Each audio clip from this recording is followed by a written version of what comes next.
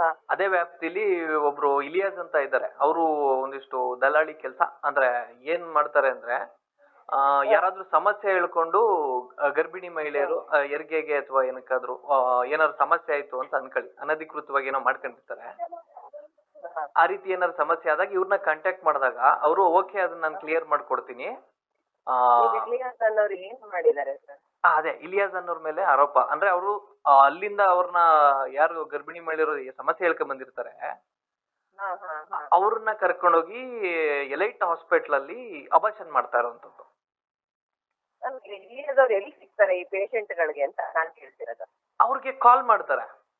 ಈಗ ಯಾವ್ದಾವ್ದೋ ಹಿಂಗೆ ಗಲಿ ಟಾಕ್ಸ್ ಅಲ್ಲಿ ಮಾತಾಡ್ಕೊಂಡು ಇಲಿಯಾಸ್ ಅಂತ ಒಬ್ರು ಇದಾರೆ ದಲ್ಲಾಳಿ, ಅವ್ರ ಮುಖಾಂತರ ಇದು ಬಗೆಹರಿತದೆ ಅಂತ ಗೊತ್ತಾದಾಗ ಬಗೆಹರಿತದೆ ಅಂತ ಗೊತ್ತಾದಾಗ ಇವ್ರ ನಂಬರ್ ತಗೊಂಡು ಕಾಲ್ ಮಾಡ್ತಾರೆ. ಇವ್ರು ನಾರ್ಮಲ್ ಆಗಿ ಮಾತಾಡ್ತಾರೆ. ಅದಕ್ಕೆ ಒಂದು ಹೆಸರು ಇಟ್ಕೊಂಡಿದ್ದಾರೆ, ಕೇಸ್ ಅಂತ.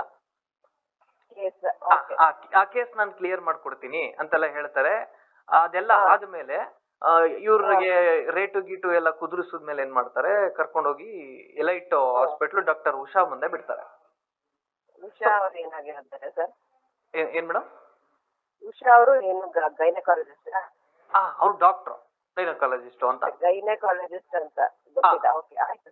ಎಸ್ ಡಾಕ್ಟರ್ ಅಂತ ಹೇಳ್ತಾ ಇದ್ರ, ಅಲ್ಲಿ ಗೈನಕಾಲಜಿಸ್ಟ್ ಅಥವಾ ಇನ್ನೊಂದು ನಮ್ಗೆ ಅದು ಗೊತ್ತಿಲ್ಲ. ಓಕೆ ಆಯ್ತು. ಒಟ್ನಲ್ಲಿ ಡಾಕ್ಟರ್ ಈ ತರದ್ದು ಒಂದು ಸಮಸ್ಯೆನ ಅವ್ರ ಮೂಲಕ ತಗೊಂಡ್ಬರ್ತಾರೆ. ಅದಾದ್ಮೇಲೆ ಇವರು ಡಾಕ್ಟರ್ ಯಾರು ಉಷಾ ಅನ್ನೋರು ಅದಕ್ಕೆ ಒಂದಿಷ್ಟು ಆ ಕೇಸ್ ನ ತಗೊಂಡು ಅವ್ರಿಗೆ ಕ್ಲಿಯರ್ ಮಾಡ್ಬಿಟ್ಟು ಕಳಿಸ್ಕೊಡ್ತಾರೆ. ಈ ರೀತಿ ಇದಂತ ಪ್ರಕರಣದಲ್ಲಿ ನಮ್ಗೆ ಸ್ಟಿಂಗ್ ಆಪರೇಷನ್ ಸಿಕ್ಕಾಕೊಂಡಿದ್ದಾರೆ ವೈದ್ಯ ಉಷಾ ಅನ್ನೋರು. ಮತ್ತೆ ಅದೇನು ಇಲಿಯಾಸ್ ಅಂತ ಇದ್ದಾರೆ ಅವರು ನಮ್ ಜೊತೆ ಕಾನ್ವರ್ಸೇಷನ್ ಮಾಡ್ಬೇಕಾದ್ರೆ ಸಹ ಅದನ್ನ ಮಾತಾಡಿ